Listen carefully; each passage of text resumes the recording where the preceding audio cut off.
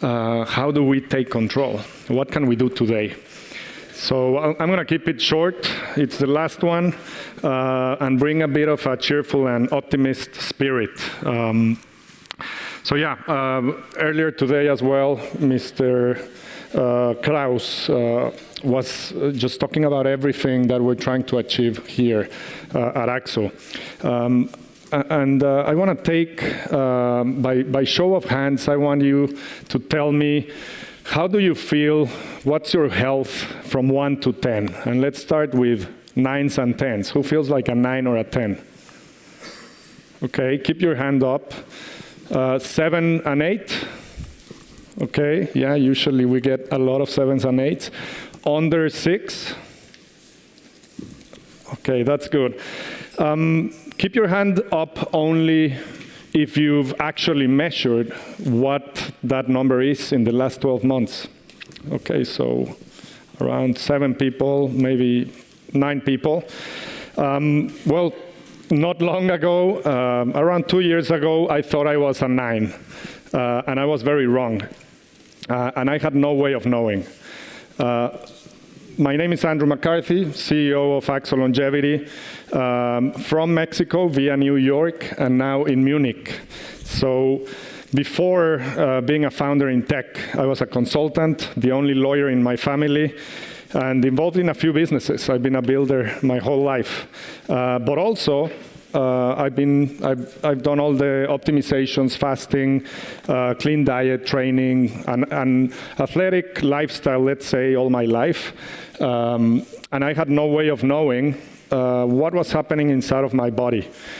Even did the whole Tim Ferriss playbook. If you remember, he's one of the first biohackers, so been following him for a while. So if anyone had figured their health, I thought it was me. But then I ran a very deep blood panel test, a way to look inside of my body. More than 100 biomarkers. Usually your annual checkup is around 10 to 15. And that's when I had a big aha moment. This changed my life. I had biomarkers like APOB, LPA, and other heart risk markers that were pretty high or out of range. And that basically helped me look at my body and my health in a different way. I felt like a 9, but my body said I was a clicking, sorry, and I forgot to move this. But my health was actually like a 6. Nothing in my life caught it. No symptoms, no warnings, and no doctor ever told me.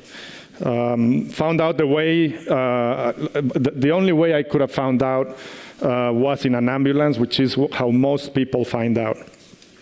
I was early enough to act, and I was lucky that this product came into my Instagram ads, and I decided to try it. However, the gap between feeling healthy and being healthy, that's very dangerous. It's one of the most dangerous things we have today. So, as you can see here, I'm not special. We look healthy. The data tells a different story. 75% of deaths on this planet come from chronic disease: heart disease, stroke, diabetes, cancer. The slow stuff, the stuff that builds over time, no symptoms, you cannot see it until it's too late. 3 out of 4 of us. So why does the healthcare system full of brilliant people keep letting this happen? Why hasn't this offered a solution? Because healthcare wasn't designed to prevent. Healthcare is reactive by design. It activates when you're sick. When you get cancer, when you get a heart attack, then you can access it. Maybe you get 30 years with your doctor if you're, very responsible. And now we don't even know our doctors in some places. In Europe, more so. In the US, less.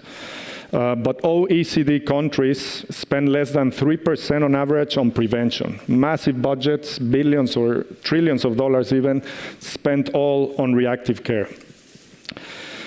So the machines we can replace, cars, our portfolio of stocks, our phones, our laptops, we are checking the health. We are taking it to service every 15,000 kilometers, checking our portfolio every day or every 15 minutes, some of us.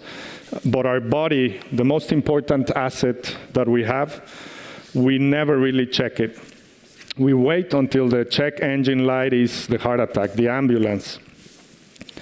And this isn't because we're careless, it's because for 100 years we haven't had a different option. There was no alternative. So the health data has been locked and you cannot access until now. It was written in a language you couldn't read, interpreted by the doctor that you saw maybe once a year, but now that's changing. And this is the good news. I want you guys to go with an optimistic view of health. And after everything we've heard, I think we can go very optimistic. But this is the number that we can take with us.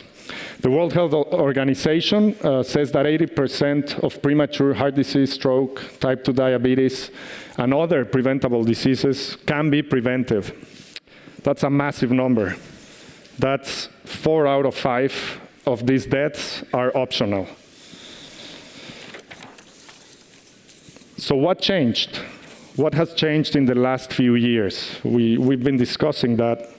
But why is this possible now? How can we prevent 80% of these deaths? 2 layers have been coming online over the past 5 years, 3 years, depending on which one. First, the data layer. You are able to get these deep blood panel tests, more than 100 biomarkers, full body MRIs, continuous glucose monitoring, and other wearables. We also mentioned those. Taking a lot of readings per day, a lot of data readings. So the human body has, right now, is the most instrumented it has ever been. That is the data layer. And on the other hand, you have the intelligence layer, which was the missing piece.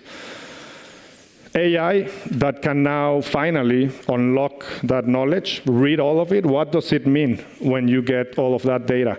It connects it to your sleep, to your blood, to your training, your stress. And really, the important piece is answer the 2 questions that matter.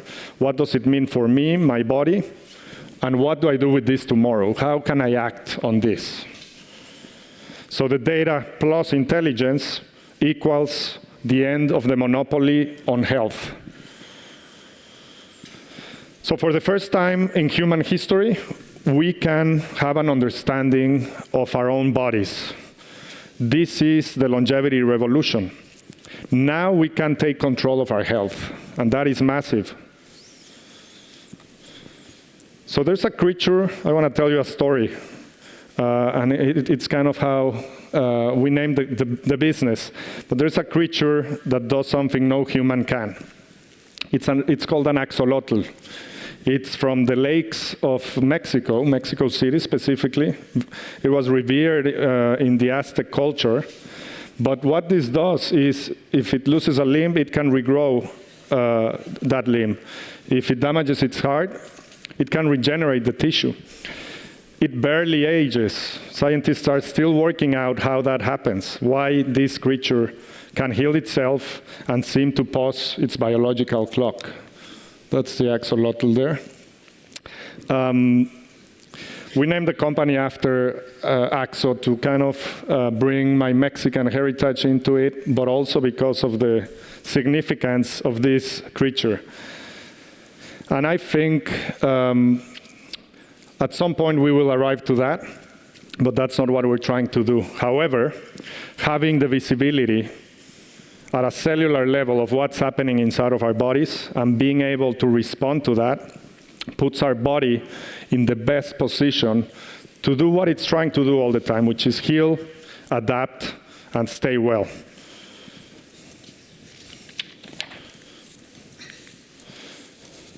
So when I was learning about all of this, from my biohacker days to the axolotl, I got obsessed with it. and that's why I decided to build Axo. I'll tell you a bit about it. I mean, the mission, even though I've been in New York for 10 years, I decided to bring it to Europe and rest of the world, to build a global brand that could offer this solution. But basically, we want to bring preventive health to the world through first avoiding disease and then being able to optimize your health. So basically, we built a protocol, more than 100 biomarkers measured against optimal ranges. Not the normal ranges that a lab would give you, but integrate wearables, have a health coach that is learning constantly and knows more about you than most doctors will ever know, and then bring the best people around this problem. Build a clinical team of arguably the best sports and performance coaches that have studied longevity for decades. They work with teams like Real Madrid, NFL, the Red Bull athletes, Navy SEALs, NASA, and other top-tier performers. So we want to bring the protocols of top humans, elite humans, but available to everyone. So now, this is important. We are live in 5 markets in Europe: UK, Germany, Spain, Netherlands, and Ireland, including here in Munich. So you could know your number in the coming weeks for all of the, like 90% of the room that didn't raise their hands, which is what I'm asking you to do. That's exactly what I want from you. Not to buy anything from me, but to start measuring, to start looking inside of your body. Before the summer ends, get a deep blood panel test or some other test. It can be brain, gut. Get inside of what's happening inside of your body. What you learn might change your life. So the whole chat initially was named Becoming the CEO of Your Health. And that's the mindset that you should take out of this. Have the decision on your body, have the decision on your health, and use doctors as advisors, AI as an analyst, and build the data layers. So go from passive patient to active participant, but not as a thought, but transfer the power. And that, again, is what we're living through, what everybody has been talking about, the longevity revolution. So I asked you in the beginning, from 1 to 10, how do you feel? What do you think your health is? The honest answer is most of us don't know.